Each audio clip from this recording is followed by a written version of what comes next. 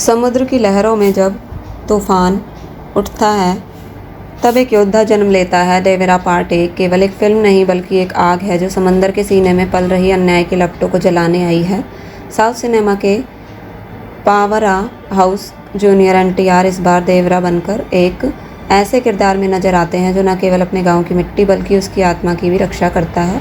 यह फिल्म एक रहस्यमय तटीय गांव की कहानी है जो वर्षों से सत्ता, खून और वफादारी की लहरों में बस रहा है। जहाँ समुद्र से उठती हर लहर एक नई साजिश लाती है, वहीं देवरा खड़ा होता है बिना डरे, बिना झुके। फिल्म की शुरुआत एक अंधेरे और तूफानी रात से होती है जब गांव के किनारे एक रहस्यमय जहाज टकराता है और उसके साथ शुरू होती है साजिशों और लड़ाइयों की एक अनदेखी दास्तान।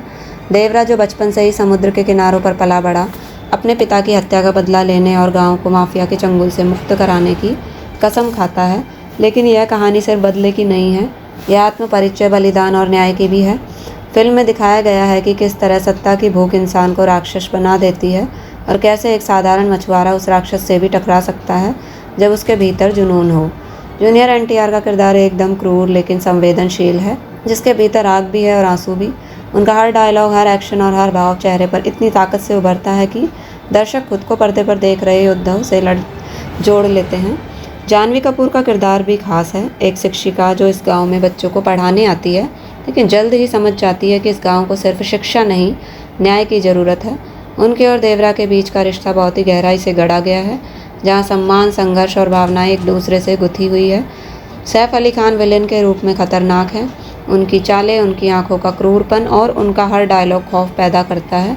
उनका किरदार किसी सामान्य खलनायक का नहीं बल्कि एक ऐसे इंसान का है जिसने सत्ता के नशे में इंसानियत को भुला दिया। फिल्म की सिनेमेटोग्राफी अद्भुत है। समुद्र के विशाल दृश्य, नावों की दौड़, अंधेरी रातों की चमक और तटीय जीवन की सच्चाई को इतने जीवंत अंदाज में पेश किया गया है कि दर्शक खुद को उसी दुनिया में महसूस करते हैं। देवरा पार्ट 1 में एक्शन सीन्स ऐसे हैं जैसे पुराने भारतीय युद्ध और आधुनिक स्टाइल का संगम। तलवारों की झनकार, लाठी की मार, समुद्र की लहरों से होती भिड़ंत, हर इंसान सीक्वेंस एक कविता की तरह लगता है जिसमें दर्द भी है और पराक्रम भी। फिल्म का म्यूजिक भी इसकी आत्मा है। हर बीट, हर बैकग्राउंड स्कोर दृश्य के भावों को और गहराई देता है। अनिरुद्ध का म्यूजिक और बीजीएम ऐसा है जो रोंगटे खड़े कर देता है।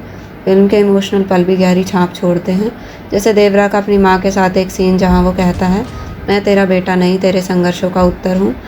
या जब गांव की औरतें खड़े होकर देवरा को आशीर्वाद देती है, यह दृश्य दर्शकों के रूह तक उतर जाता है।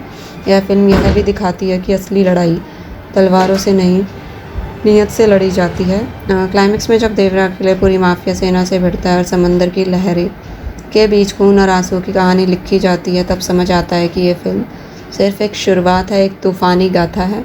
देवरा पार्ट 1 खत्म होते होते दर्शकों को एक सवाल छोड़ जाती है कि क्या एक इंसान अपने अकेले संघर्ष से पूरे सिस्टम को हिला सकता है, और वहीं से पार्ट 2 की पृष्ठभूमि तैयार हो जाती है।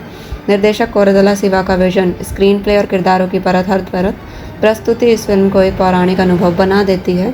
यह फिल्म न केवल साउथ सिनेमा की ताकत को दिखाती है बल्कि भारतीय सिनेमा के भविष्य की भी एक झलक है। अगर आपको यह स्क्रिप्ट पसंद आई हो तो कृपया हमारे चैनल को लाइक, शेयर और सब्सक्राइब करें और जुड़े रहें ऐसे ही जोशीले, भावुक और दमदार कहानियों के लिए। जय हिंद।